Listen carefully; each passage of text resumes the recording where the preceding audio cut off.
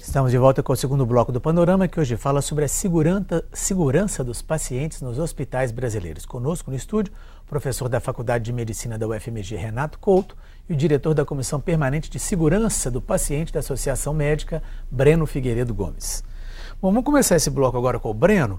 Breno, eu queria saber o seguinte, como é que é a relação entre os profissionais de saúde, tantos profissionais envolvidos no tratamento de um só paciente, seja médicos, enfermeiros, auxiliares, tem troca de plantão, tem uma série de questões que eventualmente podem gerar algum tipo de falha que pode gerar prejuízos aos pacientes. Como é que isso tudo é gerenciado na prática? Você tocou num ponto importantíssimo, né? Porque pelo fato de você ter várias pessoas envolvidas, né? Vários profissionais com formação diferente às vezes, né? Culturas diferentes, então aquilo ali pode promover durante a assistência várias quebras no cuidado, né? Então essas quebras do cuidado, elas são motivos para as falhas ocorrerem.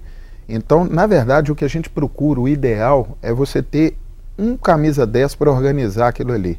E na verdade esse camisa 10, o médico tem que assumir isso, porque a responsabilidade da estadia do paciente dentro do hospital é do profissional, é do médico. Esse médico é que tem que orientar esse cuidado, ou seja, ele tem que aglutinar essas informações e espalhar também as informações para o grupo que está assistindo o paciente da maneira mais uniforme e transparente possível, né? Esse médico que é o porta-voz da família, do paciente, com o resto da equipe, e claro, a equipe também é uma porta de entrada. Às vezes o técnico de enfermagem que está ali com a família, que está com o paciente muito mais direto, durante muito mais tempo, ele capta também algumas informações que são importantes, né, para o desenrolar da internação do paciente. Então também é uma porta de entrada importante, mas isso tudo tem que ser catalisado numa pessoa para gerenciar esse cuidado, né? Então, na verdade, o ideal é isso, a família, o paciente ter a referência de um profissional, e aí o médico, eu acho que na minha prática, eu tento fazer isso, ou seja, a gente assumir essa responsabilidade e o médico gerenciar esse cuidado, envolvendo a enfermagem, nutricionista, psicólogo, fisioterapeuta, todo mundo que está fonoaudiólogo, todo mundo que está envolvido no tratamento do paciente, ser coordenado, obviamente cada um com a sua importância, isso é muito importante.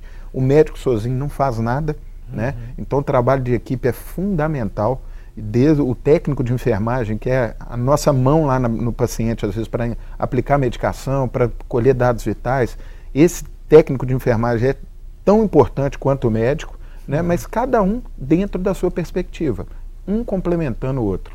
Então, existe sim essa preocupação com a quebra de cuidado, troca de plantões, às vezes em unidade de terapia intensiva, CTI, que troca, tem que dar uma atenção muito importante a essa troca de informações, essa passagem da informação, né? Mas é fundamental ter alguém que faça esse acompanhamento mais horizontal, vamos dizer assim, que aí garante um mínimo de segurança para aquele paciente.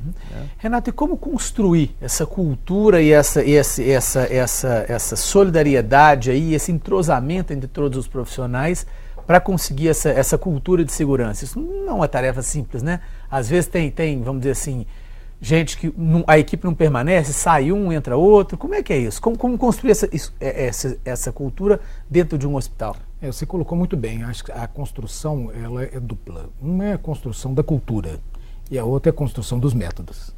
Dos métodos que transformem a atividade, ou seja, jamais perderemos a pessoalidade no trato com cada paciente. Cada paciente é único na sua necessidade, no seu sofrimento. Mas há um conjunto de processos que transforma a mudança de plantão em algo impessoal. A informação vai ser transferida nesse processo que todos fazem de maneira igual. E a outra questão fundamental, que você colocou muito bem, que é a mudança cultural.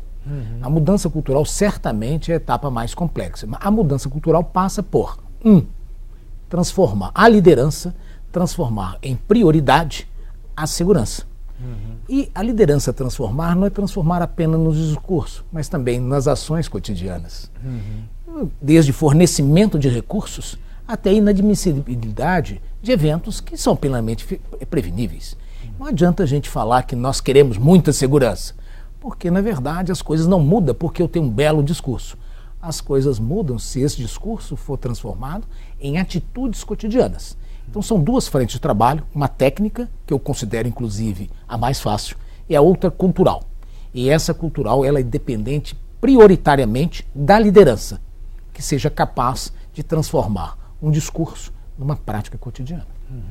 Marino, em relação, por exemplo, aos possíveis erros, você colocou o nome de falha na assistência, mas existe um temor do profissional ou alguma coisa que eventualmente possa, vamos dizer assim, porque quando há um erro, quando há uma coisa grave com o paciente, às vezes a família vai acionar a justiça, cria-se um problema bastante grande para todos os profissionais envolvidos.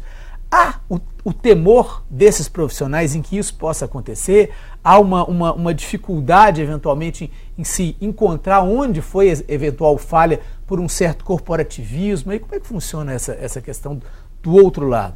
E tocou num ponto interessante também, viu, Fernando? Porque, na verdade, é o seguinte, hoje, cada vez mais, as instituições que têm um grau de cultura de segurança diferenciado, e essa cultura, ela demanda tempo e tem que ser trabalhada.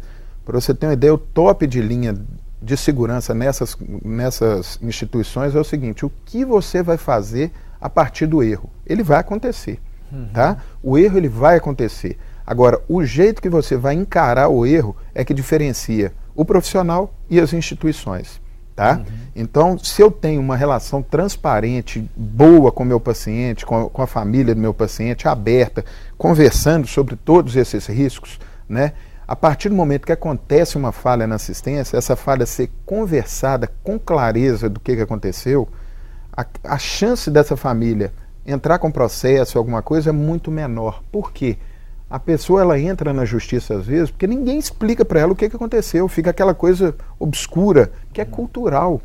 A cultura hoje de segurança na saúde, principalmente, ela ainda tem que se desenvolver muito. A cultura ainda é de esconder os problemas debaixo do tapete. E isso não é cultura de segurança, né? A cultura de segurança é o contrário, é você expor aquele erro de maneira profissional, mostrar por que aconteceu, pedir desculpas pelo erro que aconteceu, explicar o que você vai fazer a partir dali para que aquele erro nunca mais aconteça, ou que aconteça muito menos do que, teoricamente, para nunca mais acontecer. Quando isso acontece, é uma prática que a gente chama de disclosure, que nada mais é do que transparência. Isso vem do mercado de ações, né, onde a empresa que deixa todos os dados abertos, a parte financeira, a parte comercial, tudo exposto, ela é mais bem vista pelo mercado, ou seja, é uma empresa que não tem nada para esconder, né? A partir do momento que as empresas de saúde começam a fazer isso, ou seja, sabem das suas dificuldades, sabem das suas limitações, reconhecem que erram, essa empresa ela vai crescer muito mais e ela ganha muito mais credibilidade junto aos seus clientes. Então, cada vez mais, essa cultura de transparência ela tem que ser valorizada.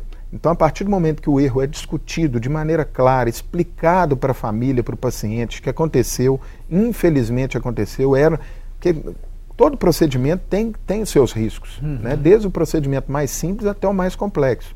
A partir do momento que o paciente e a família sabem daquilo, a partir do momento que aconteceu, né, a gente ser discutido e mostrar o que a gente está fazendo para aquilo nunca mais acontecer, eu acho que as coisas começam a mudar a partir daí. Então, é uma mudança muito mais cultural. A gente parar de esconder o erro e começar a discutir os problemas, né? Discutir esses erros, essas falhas, de maneira profissional, para eles não acontecerem mais. Né? Perfeito. Renato, como é que as universidades tratam esse assunto? Isso já é uma coisa que já é colocada para os futuros médicos, para os futuros profissionais de saúde, essa questão da segurança do paciente, de se tentar evitar essas falhas na assistência? A questão acadêmica, ela é uma coisa mais antiga, ou seja, esse conhecimento e essa ciência, ela vem sendo amplamente discutida no mundo todo, nas universidades, ou seja, no ensino mesmo. A questão da segurança, ela está bem estabelecida. Você vê que na UFMG, na minha disciplina que é emergência, nós temos o treinamento deles em gerenciamento de risco assistencial. Então, os alunos, eles são treinados nas tarefas, inclusive, e prova como se faz a gestão de risco dos diversos casos. Uma questão é a questão técnica. Construir boa técnica não é fácil. Capacitar pessoas não é fácil. Agora, certamente, o que o mundo tem mostrado, a experiência mundial é a igual. Isso que nós estamos fazendo aqui, como bem diz o Breno, não é nada diferente do que o primeiro mundo fez. Só que eles fizeram há 20 anos atrás, 25 anos atrás. Então o que acontece? A diferença básica é que se nós não transformarmos isso numa prioridade, nós não vamos conseguir, na verdade, modificar e conseguir fazer com que a ciência realize o que ela tem a realizar. A questão do erro ser discutido claramente, como bem colocou o Breno, ela é vital. Tem um ditado japonês que fala o seguinte: o erro e o problema é um anjo transfigurado em demônio. Ou seja, quando ele nos apresenta, parece que é o fim do mundo, né? Mas, na verdade, é a sorte que a gente tem se a gente puder detectá-lo e aí, então, entender o que determinou e, dessa maneira, evitar para que nunca mais aconteça novamente. Nesse processo todo, tem várias vítimas. A vítima número 1, indiscutivelmente, é o paciente, né?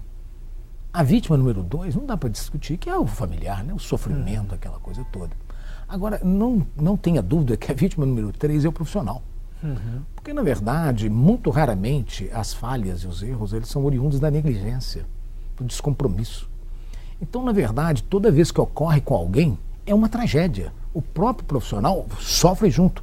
E sofre junto, inclusive, por ter naquilo algo digno de punição, o que muitas vezes não depende só dele, o processo é mais complexo.